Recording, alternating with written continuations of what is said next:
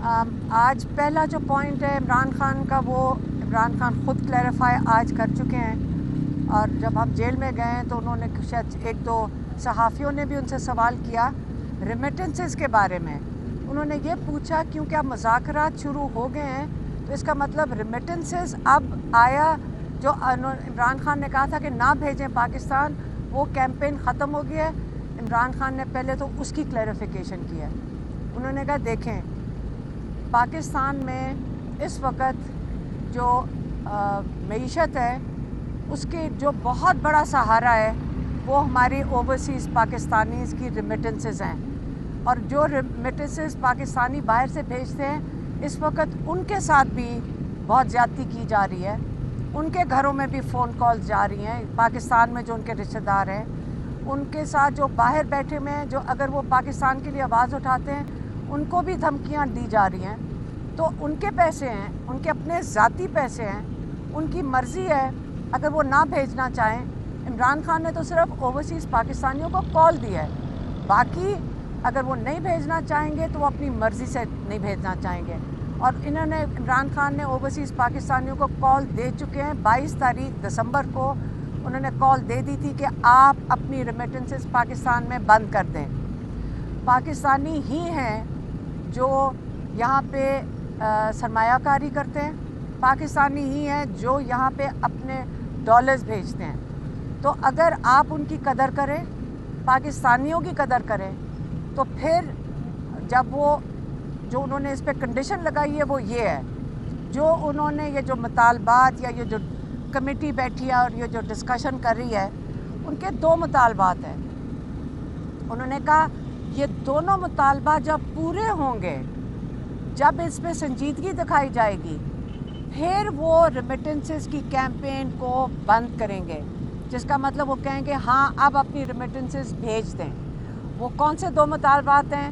इमरान खान ने पिछले 10 दिन से कह रहे हैं। एक मुतालबा है कि आप 3 सुप्रीम कोर्ट के जजेस की, सीनियर मोस्ट जजेस की आप एक कमीशन बनाएंगे। उन सीनियर मोस्ट जजेस के नीचे वो तहकीकात करेंगे 9 मई की और 26 नवंबर की। दूसरा मुतालबा ये है कि जो नाजायज़ कैद में लोग हैं इनको रिहा किया जाए। अब उन्होंने कहा कि जो मिलिट्री जेल में जिन्होंने सज़ाएं मिली हैं, कहते हैं इसलिए मिलिट्री जेल में सज़ाएं दे रहे हैं क्योंकि वो ओपन कोर्ट ट्रायल कर ही नहीं सकते इन लोगों की। जब वो बताएंगे ओपन कोर्ट में कि एक बंदा है जिसने मोर कहीं उठाया था, जो आपको पता होना चाहिए, अगर सीसी फुटेज हो तो पता चलेगा मोर वापस भी चला गया था घर के अंदर। तो एक मोर को उठाने और वापस जाने में 10 साल मिलिट्री कोर्ट में से सज़ा मिल जाए। आप इस किस्म की जो सज़ाएं मिली हैं वो खुले आम सरेआम आप बता नहीं सकते हैं कि किस वजह से उनका सज़ा क्या है। अगर इनके पास सीसीटीवी फुटेज इन्होंने मिलिट्री जेल में दिखाई है, कोर्ट में दिखाई है, तो वो हम सबको भी दिखा दें, आवाम को भी दिखा दें, ओपन कोर्ट ट्रायल करें। तो इससे उन्होंने कहा है कि इन सबको रिहा किया जाए जितने भी कैद में हैं। और फिर इनकी अगर आपने ट्रायल करनी है, सीसीटीवी फुटेज जो सुप्रीम कोर्ट के जजेस हैं, जो जब कमीशन बनाएंगे तो वो खुद ही मांग लेंगे।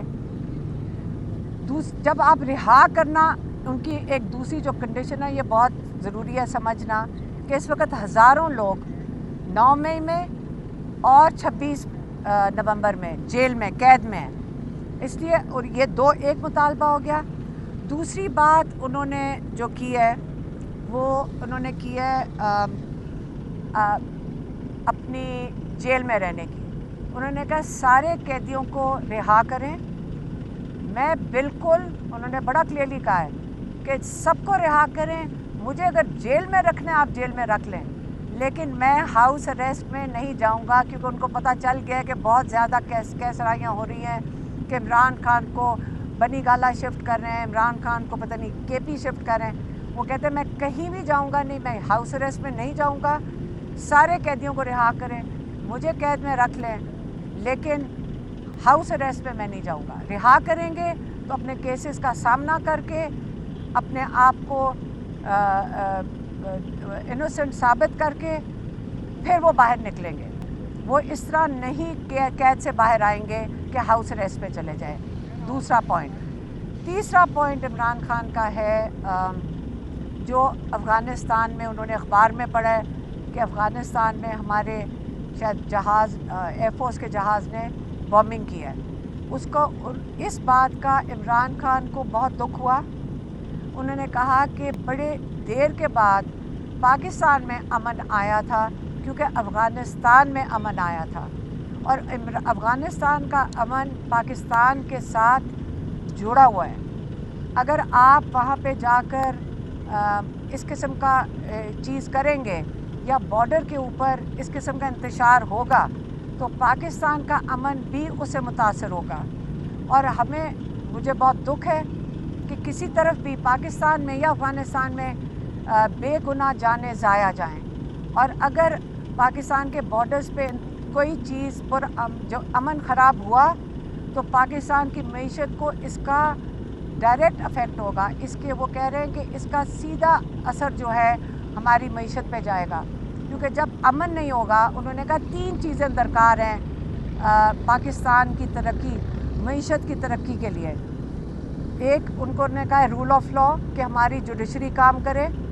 دوسرا انہوں نے کہا ہے کہ پولیٹیکل سٹیبلٹی، کہ جو ہم مینڈیٹ چوری کر لیتے ہیں اور پھر واپس نہیں کرنے کو تیار ہوتے، تو یہ پولیٹیکل سٹیبلٹی چاہیے. اور تیسری بات انہوں نے کی ہے کہ آپ کو امن چاہیے. اگر ہمارا امن نہیں ہوگا افغانستان، پاکستان اور ہمارے سارے بارڈرز کے ساتھ، تو یہاں پہ کوئی انویسٹمنٹ نہیں کرے گا. تو اس لیے اس چیز کا عمران خان کو بڑا افسوس ہوا ہے. انہوں نے کہا کہ ہمارے بارڈرز کے اوپر بالکل پرامن ہونے چاہیے. ہمیں اس چیز کی بڑی فکر ہے کہ ہماری سارے جو ادارے ہیں جن کا کام ہے کہ ہمیں بارڈر کے اوپر جو انفارمیشن لے کر آئیں، جیسے ہمارے جو خفیہ ادارے ہیں، تو وہ سارا وقت اگر پولیٹیکل انجینئرنگ میں لگے رہیں گے تو ہمارے بارڈرز کا کون تحفظ کرے گا؟ تو عمران خان کا خیال ہے کہ پولیٹیکل انجینئرنگ کی بجائے ہمارے ادارے جو بڑے مضبوط ادارے ہیں، بڑے اہم ادارے ہیں، ان کو اپنے بارڈر کی حفاظت کے لیے جانا چاہیے اور ادھر موجود ہونا چاہیے. یہ 3 عمران خان کے پوائنٹس سے میں نے آپ تک پہنچا دیے ہیں. مہربانی.